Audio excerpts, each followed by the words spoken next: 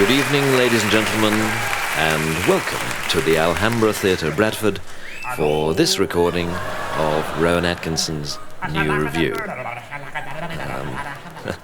As you can probably tell, the show has already begun with a very amusing visual routine from Mr. Atkinson. His facial and body movements are just marvellous. And he's making a funny noise now. And he's pulled a funny face. And it's a very funny face, actually. It's absolutely marvellous. And I think he concludes this section with a burp, followed by another funny face. So, into the first verbal sketch. Ladies and gentlemen, welcome to our church. Would it were a happier occasion, for we are gathered here today to pay our last respects to Thomas Fairclough, Richard Mason, and Harold Walker. Tom, Dick, and Harry, as they were known to all of us. Three stout fellows of our village who will be sorely missed. Tom, sadly, was blind, an affliction he bore with great fortitude, especially considering he was also deaf. His only power was that of speech and song, and we all recall his enormous voice joining lustily in our hymn singing. Of course, being blind and deaf, Tom never actually knew what hymn we were singing, which seemed appropriate, because we never knew what hymn he was singing either. In fact, if we had to be frank with each other, Tom didn't actually know any hymns. Thus, it is with deep gratitude we recall the day when Colonel Grant, using only a sense of touch through the medium of a clenched fist, actually broke through to Tom and got him to shut up. Needing guidance through the darkness of life, Tom was lucky to have a friend like Dick. Dick had perfect eyesight and would gladly lead Tom wherever he wanted to go. Unfortunately, since Dick was deaf, he couldn't actually hear where Tom wanted to go. Yet, like Tom, Dick never complained about his afflictions, did he? Well, he couldn't. He was dumb. But, blessed with the gift of vision, though stone deaf, he was a tremendous fan of Bananarama.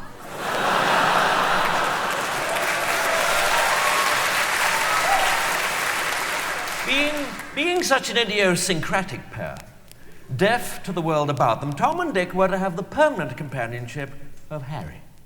Harry could literally hear a pin drop, although, being blind and dumb, he could not see to pick it up or warn anyone else not to stand on it. And so, as individuals, they were sadly afflicted. But together, they were in possession of all God's senses, weren't they? And it is together that we remember them. Together at their job, checking eggs at the battery farm. Dick would look for the cracks. Tom would complain to the foreman. And Harry would do the listening to Radio 1. Likewise, in the evening when they had returned from work, they would all sit on the big couch in front of the television. Dick watching it, Harry listening to it, and Tom remarking that rubbish like this just wasn't worth the license fee. Sadly, as we all know, 3 days ago, their peaceful lives were ended. Dick saw the combine harvester.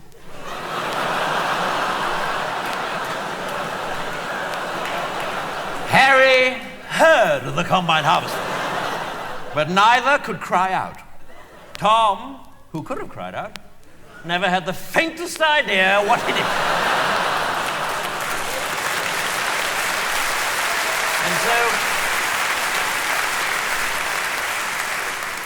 And so they were all harvested together, blended into oneness at last, and now we trust are in heaven, as happy as any in that immortal host. For Dick will see the angels' choir, Harry will hear the angels' choir, and no doubt Tom will ruin it for everybody.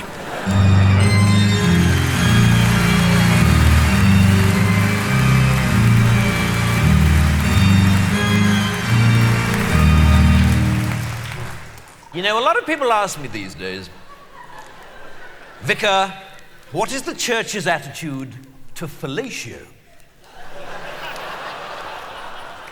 And I tend to reply by telling them a little story about the first time I was asked that question. It was a couple of years ago now,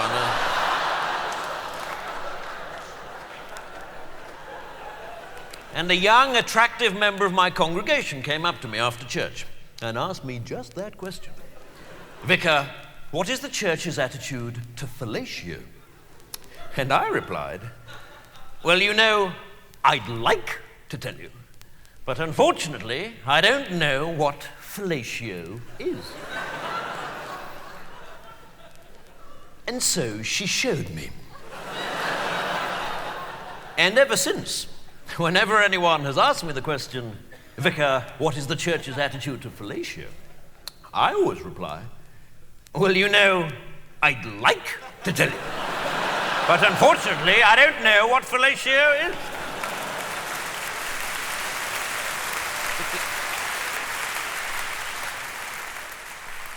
Listeners, from this point on, you will notice that there is another person featured in some of the sketches. His name is Angus Deaton, and his voice sounds rather like my voice, because I am, in fact, Angus Deaton. Anyway, I'm actually Rowan's bodyguard, if you can call it a body. Perhaps I should say I'm his strange, bendy thing that holds his head on guard. And I'm also his sidekick, which means that I crop up in a number of sketches in which I speak 1.5 lines, one of which is normally, anyway, ladies and gentlemen, here's Rowan. And to add insult to injury, I normally get called Perkins or something equally bland. Anyway, ladies and gentlemen, here's Rowan.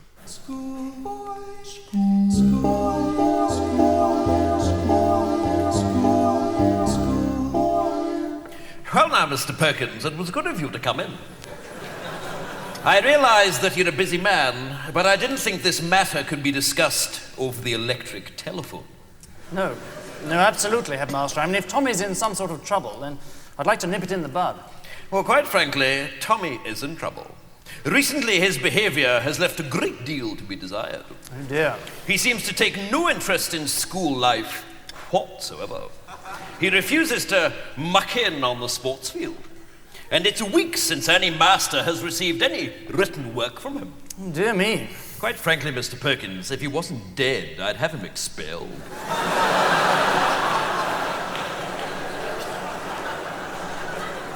I beg your pardon? Yes, expelled. If I wasn't making allowances for the fact that your son is dead, he'd be out on his ear. Tommy's dead? Yes, he's lying up there in sick bay now, stiff as a board and bright green. And this is, I fear, typical of his current attitude. I have pleaded with him, and so has Matron, and he will make no effort. Can't believe he's dead. Well, that's what's so galling. I mean, he has no sense of moderation. One moment he's flying around like a paper kite, and the next moment he's completely immovable and beginning to smell. Well, how did he die? Well, is that relevant? Yes, I think so. Well, it's all got to do with the library. You see, we've had a lot of trouble recently with boys taking out library books without library cards. Your son was caught, and I administered a beating during which he died. But you'll be glad to know that the ringleader was caught, so I don't think we'll be having any more trouble with the library discipline. You see, the library card system... I'm sorry. Was it? You beat my son to death. Yes, so it would seem. Please, I'm not used to being interrupted. The library card system was introduced... Well, exactly. What happened? Well, apparently boys were just slipping into the library and taking the books. No, during the beating. Oh, that? Well, one moment he was bending over, the next moment he was lying down. I mean, Dead. Deadish. Mr. Perkins, I find this morbid fascination of yours with your son's death quite disturbing. What I'm talking about is his attitude. And quite frankly, I can see where he gets it from. Well, at least I never beat him to death. Well, that was quite obvious to me from the first day he arrived here. I wonder then, as I wonder now, if he might not have turned out to be a very different lad indeed if you had administered a few fatal beatings earlier. Are you mad? I'm furious. In order to accommodate the funeral, I've had to cancel afternoon school on Wednesday. Now, will you excuse me? I must be going. Preposterous. Yes, it is. Or at least it would be if it were true. What? I've been joking, Mr. Perkins. Pardon me, it's my strange Hibernian sense of humor. I've been having you on. Thank God. I wouldn't cancel afternoon school to bury that little set of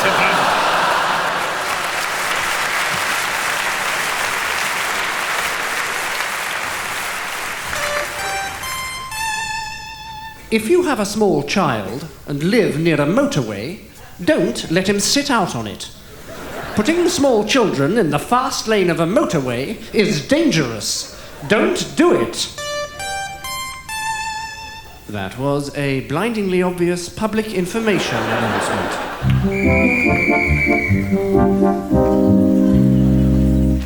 37-0. Lads, I'm hurt. Hurt and ashamed. But let's not panic. It's only half time. All we've got to do is score some goals. We've got 45 minutes to score 37 goals. But don't worry, lads, we can do it. Why not? They did. All we have to do is to get our tactics right. So let's start with the basics. Does anybody know what this is? Come on, now, one of you. That's right, Davis, it's a football. Good. Now keep an eye out for this. Because it's going to be important. So having established what a football is, does anybody know what we're supposed to do with it? Hit it with our feet, yes, good, but try and think of the word, lad, try and think of the word. Kick, that's it, isn't it? Kick. Now we're cooking. We, the football team, kick the football. Now, where do we kick it? On its edge, Carew, what are you talking about? I don't mean where on the football do we kick it, where do we kick the football to? Come on now, try and picture it. You're out there on the big green oblong thing. That's right, Paisley, the field. Now don't crawl, lad. You're out there in the field and you've got the ball. I know it's never happened before, but let's pretend it has. Where do you kick it? About a bit. Yes, good. Can anyone improve on that? That's right, Davis, towards that thing with the net, which Hudson hangs around in, which is... Let me give you a clue. Oh, no, they've scored another goal. That's it, isn't it? You see, we kick the football at the goal. Now, crucial question. Which goal? The one which Hudson isn't hanging around in. That's right, isn't it?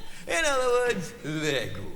So let's recap you. We're going to go out there onto the big green oblong thing and kick the round muddy object with the thing with the toes on towards the net which Hudson isn't hanging around in.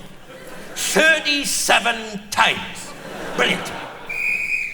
And if that doesn't work, then I'm going to bring you back in here and bring the knobbly thing with the kneecap on up into the squidgy things hanging beneath your belly button. Is that clear?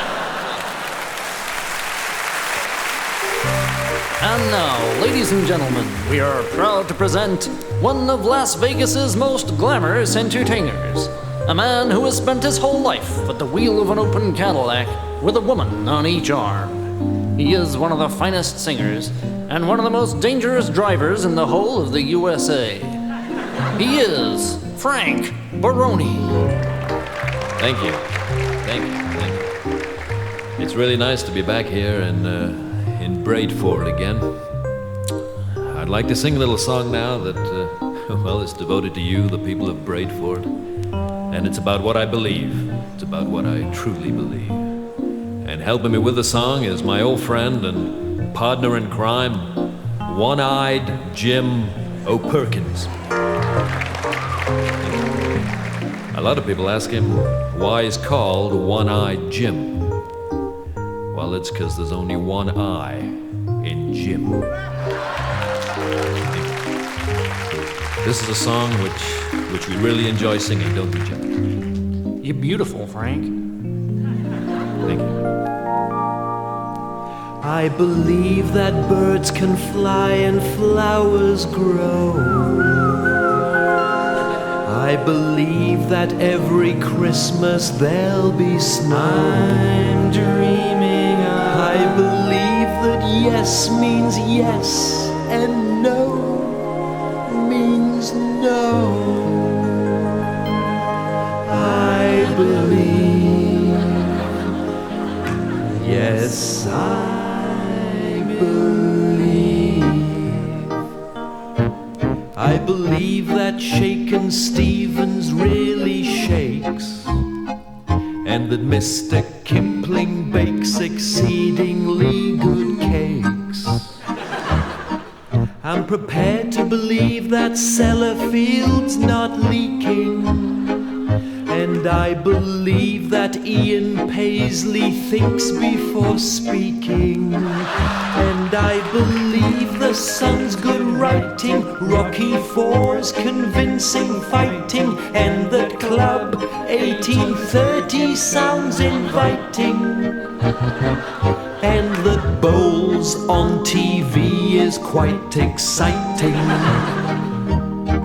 I believe Prince Charles got good O-level grades, and that Reagan has got presidential aides, and I believe that the SDP will win the next election, and that giant pandas can achieve erection. I believe that the electric chair is ineffectual, and I'm prepared to believe Cliff Richard's heterosexual. I believe Prince Edward's built for army life, and that Dennis Thatcher's turned on by his wife, and I believe that a nuclear winter's good for skiing, but I can't believe Norman Tebbit is a human being.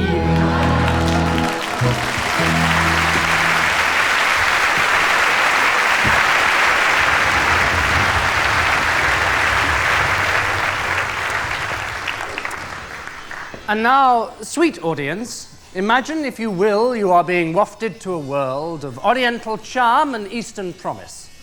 Not, as you might imagine, the lovely palaces of New Delhi, but the New Delhi Tandoori in the lovely Palace Road, Waterperry. No. That's no problem. Come in, please. We have plenty of... No, quiet. Gentlemen, please, quiet. No. That table is reserved. It is also a table for two people. Perhaps this table might be more suitable for 9. If you'd like to step this way. Oh, dear. Here, let me help you up, sir. No, it is a tricky bit of floor, that. Deceptively flat and unimpeded. If you'd like to sit down, yes, or perhaps on the chair. There we are. Right. Now, what would anybody like to drink? 9 pints of lager. Very well. 18 pints of lager. 18 pints of lager, Rajit. Hit on the table here, come on. Now, if you just like to take a menu, there we go. There, and a menu for you, sir. Oh, dear. There we go. Straight onto the floor. Here, let me pick it up for you. Oh, and again, I'll tell you what, try and grip it, sir. Either side, between the thumb and the 4 fingers. If you grip, then it won't always fall onto the floor. Tell you what, why don't we just put it on the table? Here, let me rest it against your friend's head. There we are. There, that should be fine. Right, now what would anybody, quiet please, what would anybody like to eat? Well, it is a lamb dish, sir. Marinated lamb in coconut with a cream sauce. Very nice. No, not f***ing hot, sir. It is a, how can I put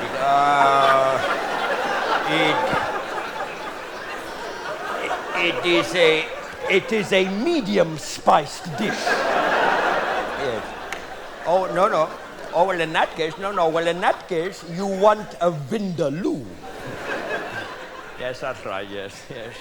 Yes, he will probably end up in the loo at the end of the evening. Very funny. Well done.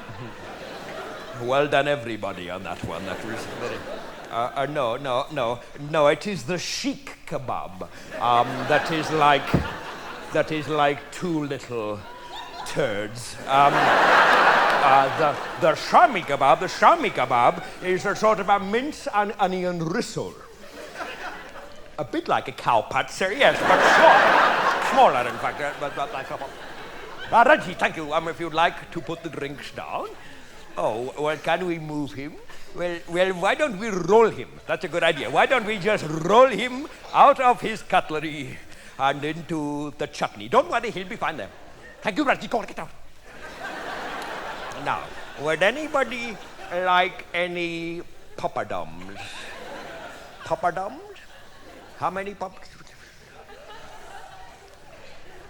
43. Lots of poppadoms, Reggie. Hit up this table here, come on. Yes, that's right, yes. Yes, when he brings them, he will probably poppadom down on the table. Very funny. Well done. I've heard that joke before somewhere. I can't quite remember where. Oh, yes, it was at that table there, in fact, about 2 minutes ago. But still very funny. Still very, very... Oh, well, do you want to wake your friend? Well, no, he is not just having a kip. He is having a kip face down in a pint of lager. He is going to drown. Well, very well, if you want... Oh, dear. No, don't worry, sir. Better out than in. Don't you worry about it. That will be absolutely fine. Don't you worry about anything. No, it's no problem.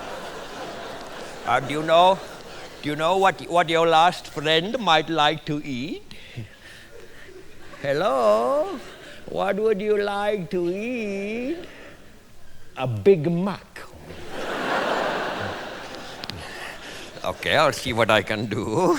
So let me just recap here. We want a cucumber writer, an onion writer, a paperback writer, but I'm presuming that's a joke. 7 vindaloo, 1 charmi kebab, and a Big Mac. And anything else to start? Just some yogurt and poppadoms and bhaji and shit. Okay, I'll see what I can do. Although I'm not sure you'll be needing that last item, as you all seem quite full enough of shit already. Ready?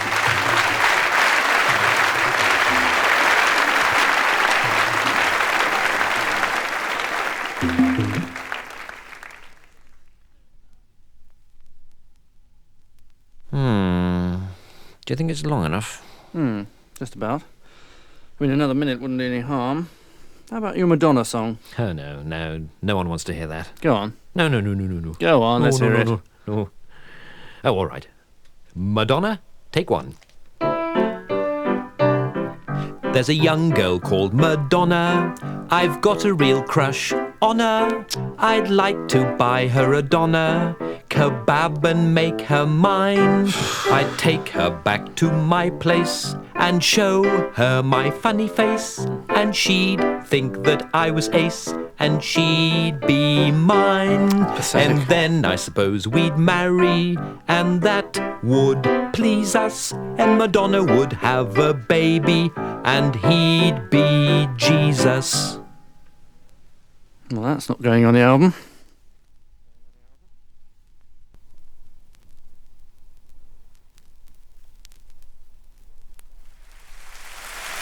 And so it's welcome back to the British Theatre Awards 1987. And as the celebrities take their seats, as well as Simon McCorkindale and Geoffrey Archer, we await the return of our host for tonight, the newscaster, Sir Alistair Perkins.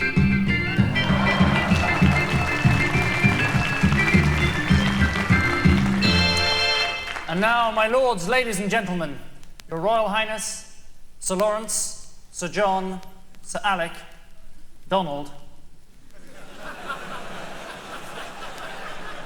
Welcome to this, the climax of this evening's wonderful ceremonies, the award for Best Actor of the Year. And this year we have a very special situation because both nominations are for performances in the same play. And the nominations are John Daniels in the role of Gannet and David Forbert in the role of Trotter, both from Harold Barkworth's Bad play. And the winner is John Daniels.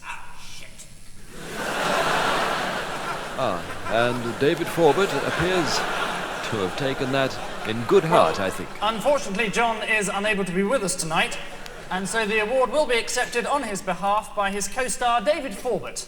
Well, that's very good. And he's agreed to accept the award on behalf of his friend, John Daniels. That's marvellous news. He comes up onto the stage and goes off again. David. Perhaps you'd like to say a few words, David. He's going to say a few words anyway. Well, that's very good. Thank you, Selina. Ladies and gentlemen, what a delight it is to accept this award on behalf of my close personal acquaintance, John Daniels. John cannot, unfortunately, accept it himself because he is in Hollywood, starring in his first major film role. I am, however, not in Hollywood, not having been offered even a minor role in an 8mm pornographic movie. But what a delightful award it is that John has won. Although, you know, I'm sure I will very soon receive one myself when I next buy £10 worth of petrol at a Mobil gas. So what is it about Johnny that sets him apart from other actors of his generation? Well, I think we all know the answer to that one. Syphilis.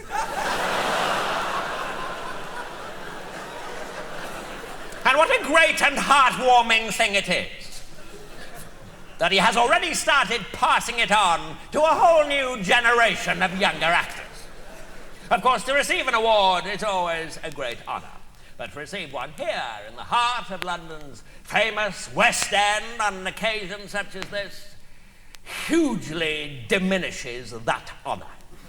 What could be more dull than these sordid, backslapping sessions where some overdressed ex-newscaster tells a bunch of fat has-beens that an award has been given to some shabby sex farce entitled "No Verbal Jokes, Please, We Don't Speak English," which, of course, they have never seen. Because, let's face it, who wants to sit in the dark for 2 hours between a swarm of monolingual Japanese and a gaggle of Miami housewives belching after their pre-theatre budget dinner, 3 courses, $8.95, including roll and butter at the Angus Steakhouse, bitterly regretting their tour operator's failure to get them any tickets for Andrew Lloyd Webber's latest rearrangement of Mendelssohn's greatest hits, The Phantom of the Stock Exchange. I therefore cannot say what a delight it is that John has won this award instead of me. And I hereby announce my retirement from the acting profession in order to devote my life to the mentally handicapped. In which capacity I look forward to meeting all the members of the judging panel very soon.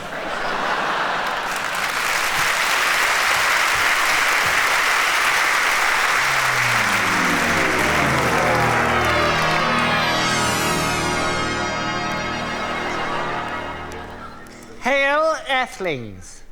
Greetings from the planet Tharg. Or as we say on Tharg, meep.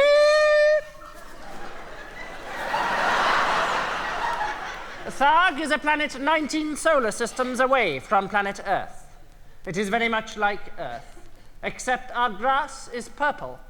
Our dogs have 2 bottoms, and we have invented an opal fruit that actually tastes of fruit. Forgive me for interrupting your entertainments. I know many of you will have babysitters and will be wanting to get home before they start making love on top of the television.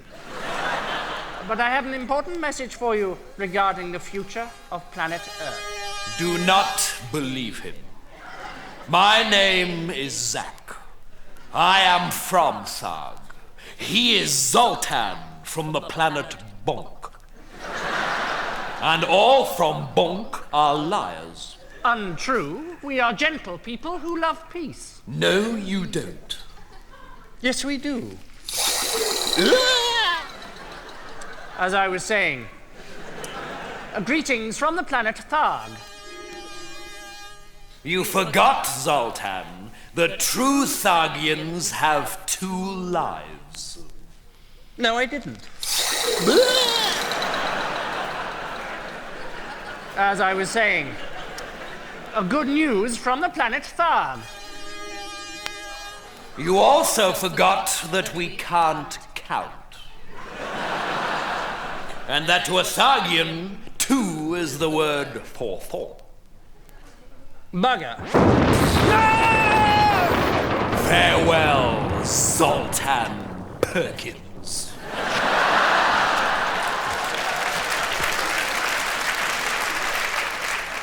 Greetings. I don't know if you remember, but I came here a few years ago to warn you about the Earth creature, Terry Wogan. About how he was a Zilon from the planet Tharg, and not to be trusted. You did not heed my warning. See how he already has the courage to drop his Earth name, Terry, to be known as simply Wogan. We know him as Wogan the Terrible, because he is bloody terrible. He is one of many Zilons who have burst forth at this time of year from cunningly disguised podules. They are why I'm here to warn you. To warn you of 3 courses of action you must take to avoid the destruction of your civilization. Pardon me, my translator podule seems to be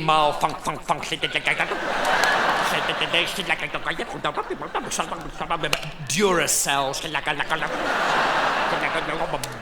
Act to the shop. There may not be much time. You must heed what I say.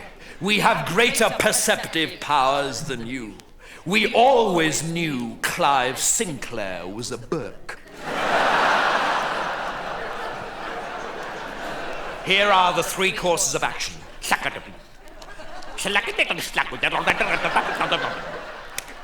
Secondly, Dr. David Owen,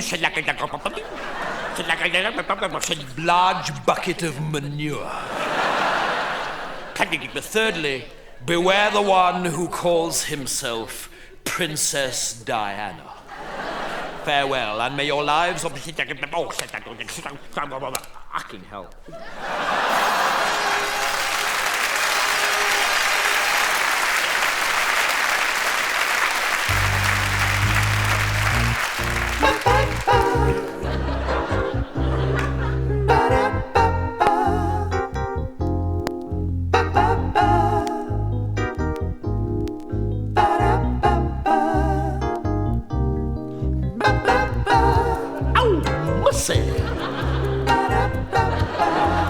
You know how sometimes life really gets you down, and nothing seems to be going right, except for the traffic in the right-hand lane.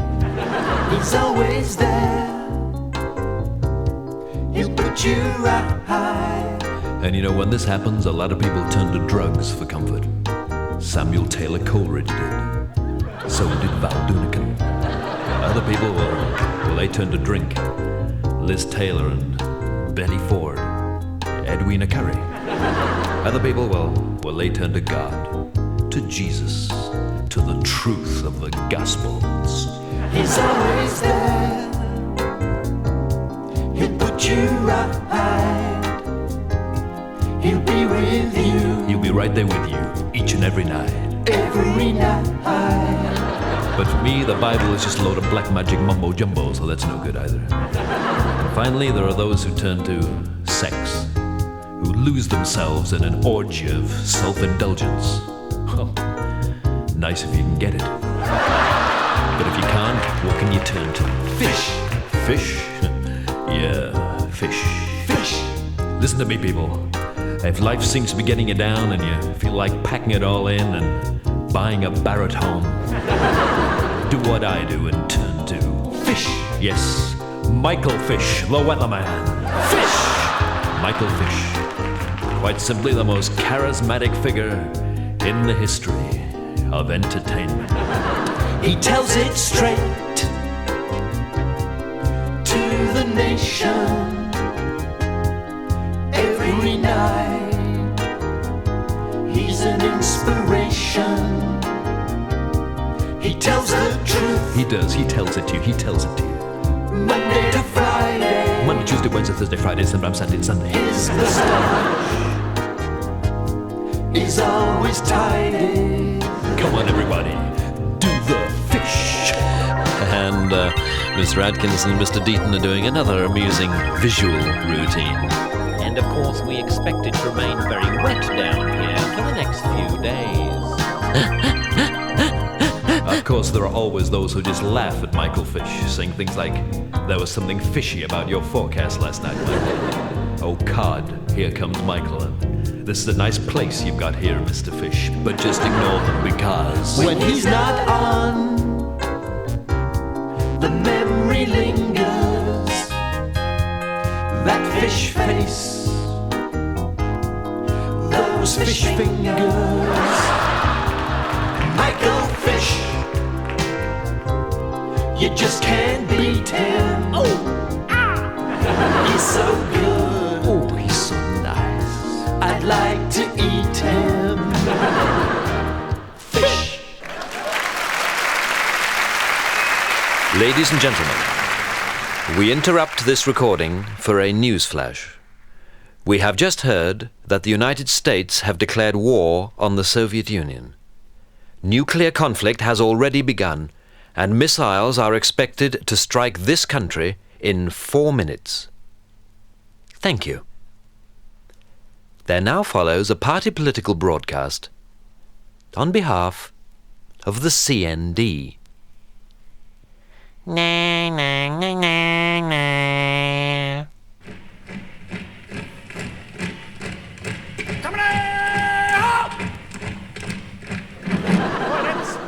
Find yourself a seat. Make yourselves comfortable. Not that comfortable, Jenkins. Get off Johnson's face. Not funny, lad.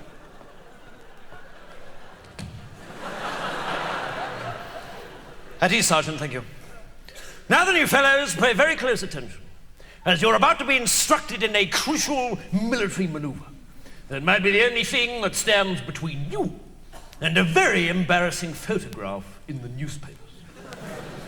We are defending this missile base not against the Russians, not against the forces of international terrorism, but against a pack of bloody women.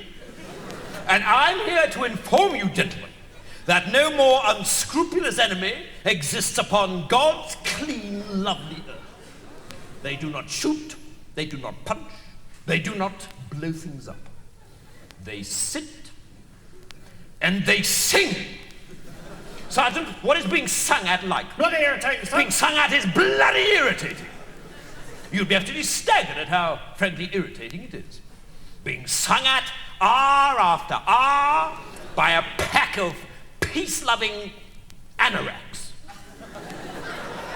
And you may be somewhat at a loss as to what to do in the face of this vicious community singing, as army combat training barely grazes the subject.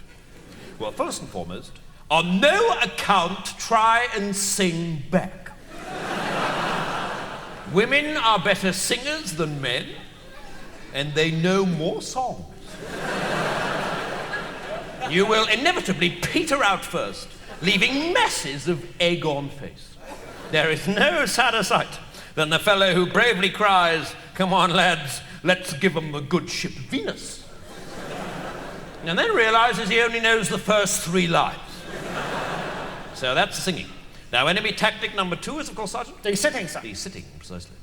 Now, let us imagine that the Americans wish to trot one of their missiles around the countryside for an afternoon, and I am a lesbian. Now, what happens is this. I sit down in the path of the missile-carrying thingy with my lesbian companion, and we start to sing. A wandering minstrel, a thing of shreds and patches. Now, as we have not yet managed to push through the necessary legislation that would allow Americans to run over lesbians, this missile-carrying thingy is forced to stop. And this is where we come in. Carry on, Sergeant. It's our job, lads, to remove these ladies to a safe distance by raising them, us. While I, the cunning lesbian, will rise, dodge the spotty squaddy, that could be you, Hobbs, and resume my position on the ground. And so the long day wears on. Now, if they perceive that their singing and sitting initiative is failing, then this gaggle of screaming, humorless, well-meaning but muddle-headed grandmothers, lesbians, and lunatics are liable to resort to their most evil tactic of all, rational argument. I cannot warn you enough about this appalling tactic. Now, as you attempt to lift up your chosen lesbian, she will turn to you and say something like, "Thank you, Sergeant." Why are you doing this? Do you want England blown up in somebody else's war? Haven't you got a wife and loved one of your own, soldier boy? Pretty chilling stuff. So what are we to do to resist this sadistic move? Sergeant, I'd like you to be a lesbian, please. Come on.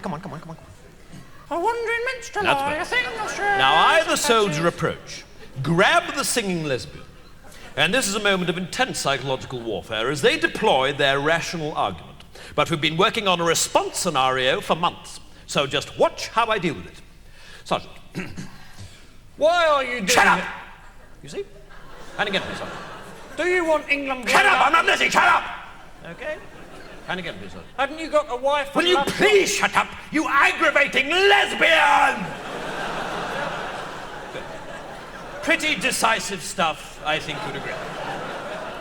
However, you must make this scenario stick, because if you don't, we have no response to their secret weapon, which is apparently a 6-hour cycle of Nicaraguan folk song about women leaving the fields to fight the fascists. Sergeant. We're the women leaving the fields to fight the fascists. Oh yes, indeed, it is a happy day. We are strong, we are free, we are women. Oh, and we're also Nicaraguan, by the way.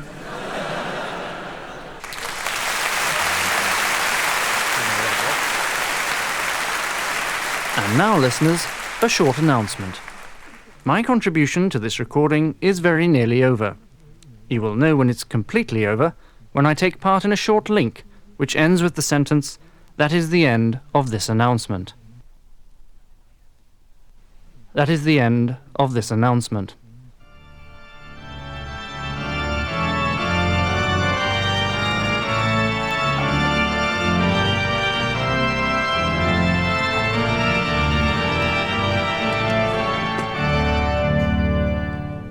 And on the third day there was a marriage in Cana of Galilee.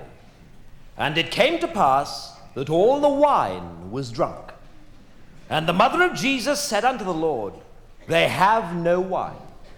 And Jesus said unto the servants, Fill 6 water pots with water. And they did so.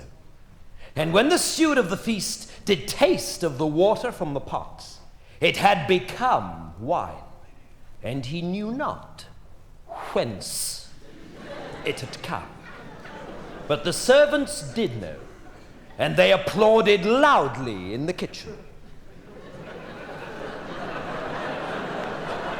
and said unto the Lord, How the hell did you do that? And inquired of him, Do you do children's parties? And the Lord said, No. But the servants did press him, saying, Go on, give us another one. And so he brought forth a carrot, and said, Behold this, for it is a carrot. And all about him knew that it was so, for it was orange, with a green top. And he did place a large red cloth over the carrot, and then removed it, and lo, he held in his hand a white rabbit. And all were amazed and said, This guy is really good. He should turn professional. And they brought him on a stretcher, a man who was sick of the palsy. And they cried unto him, Maestro, this man is sick of the palsy. And the Lord said, If I had to spend my whole life on a stretcher, I'd be pretty sick of the palsy too. And they were filled with joy and cried out, Lord, thy one-liners are as good as thy tricks. Thou art indeed an all-round family entertainer. And there came unto him a woman called Mary, who had seen the Lord and believed. And Jesus said unto her, Put on a tutu, and lie down in this box. And then took he forth a saw, and cleft her in twain. And there was much wailing and gnashing of teeth.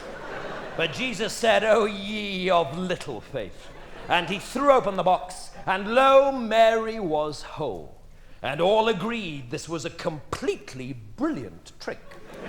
And they hadn't had so much fun since Nazareth won the cup. And Jesus was well pleased with her, and said, From now on you shall be known as Sharon, for that is a good name for an assistant. And the people said, We've never seen anything like this. This is great. You must be the Son of God. But the Lord said, No, I am he who comes before. And they were sore amazed, and said, Then, Master, how shall we know the true Lord? And Jesus said, By his name shall ye know him. And he shall have a slightly religious name. And he shall be called Paul. And Daniel shall he be called. Paul Daniels, they cried. And the Lord said, Yes, something like that. Here ends the lesson.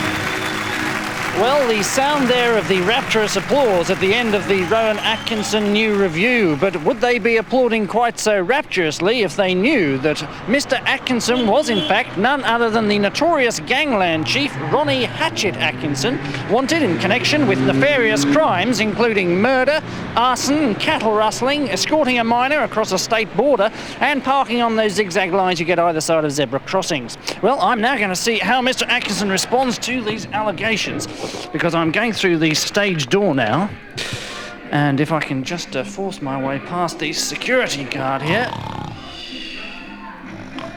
Oh, well, as I move along this corridor then, I can see that the dressing rooms are here on my right. In fact, I think this door with the gold sequin stars and flashing neon sign saying Rowan Atkinson is actually Mr. Atkinson's dressing room, so if I just go through it, no sign of life as such. Mr. Atkinson? Who is it? This is Roger Crook from Central Television. I'm here to talk to you about one or two allegations. I'd like to Go away! say... Go away! Mr. Atkinson, I have some important questions to ask you. Is it true the Blackadder isn't funny? Is Ned Sherrin right in claiming that Not the 9 O'Clock News was simply a rehash of That Was the Week That Was, Mr. Atkinson? I'm not answering these questions. Go away. I've just been hit. Mr. Atkinson has just hit me. Off, you f***ing Is that a threat, Mr. Atkinson? Yes, it is. Mr. Atkinson, you realise that this is a tape recorder. You're not entitled to touch it, Mr. Atkinson. This is my microphone, Mr. Atkinson. I forbid you. I'm not going to do any use by pulling the microphone lead up. I cannot allow you to touch this tape recorder. I must warn you, Mr. Atkinson, that you are pointing a gun at me, Mr. Atkinson. I must warn you that you've shot me, Mr. Atkinson. I must warn you that I might well fall over. Right, now where's that microphone?